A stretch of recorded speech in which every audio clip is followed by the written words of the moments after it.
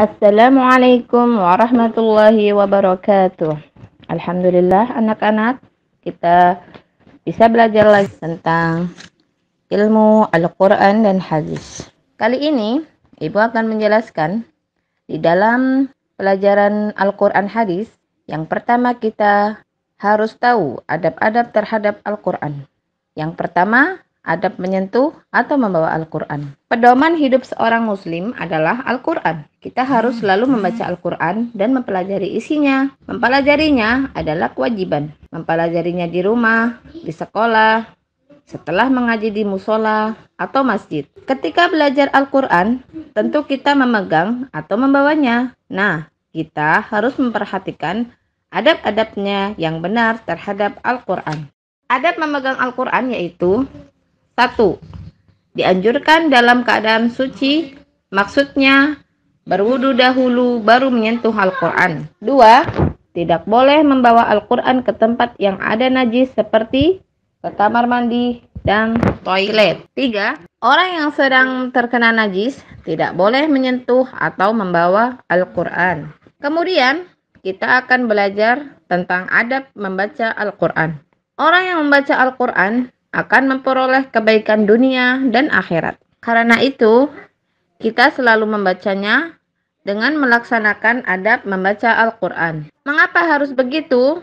Sebab Al-Quran adalah perkataan Allah yang Maha Agung dan Maha Kuasa. Adapun adab membaca Al-Quran adalah 1. Ikhlas. Membaca Al-Quran karena mengharap pahala dari Allah Subhanahu wa Ta'ala.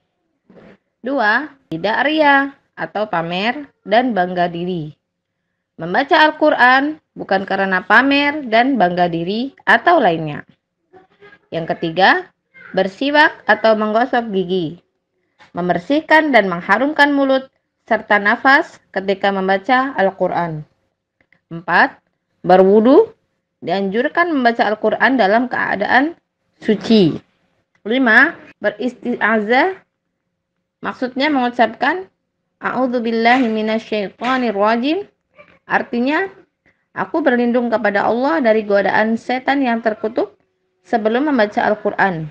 Karena dengan ucapan itu, kita berlindung kepada Allah dari setan yang terkutuk. 6. Mengucapkan basmalah pada setiap awal surat, yaitu ucapan Bismillahirrahmanirrahim. Artinya, dengan menyebut nama Allah yang Maha Pemurah lagi Maha Penyayang. Kecuali untuk surat At-Taubah, maka tidak usah membaca basmalah. 7. Menghadap kiblat. 8. Membaca di tempat yang bersih lagi suci, karena Al-Quran adalah mushaf yang suci. 9. Memperindah atau memperbagus suara, karena Rasulullah SAW memerintahkannya. 10. Membaca dengan tartil, yaitu secara perlahan dan kata per kata atau kalimat per kalimat dengan benar. 11. Membaca Al-Quran dengan khusyuk. Tenang, tidak boleh sambil bermain, juga berusaha memahami maknanya. 12. Tidak boleh membaca Al-Quran di kamar mandi, toilet, atau tempat kotor dan najis lainnya. Nah, anak-anak, hari ini kalian cukup mendengarkan sambil memahami dan mempraktekkan ketika nanti kalian membawa Al-Quran atau memegang Al-Quran. Barakallahu fiik. Assalamualaikum warahmatullahi wabarakatuh.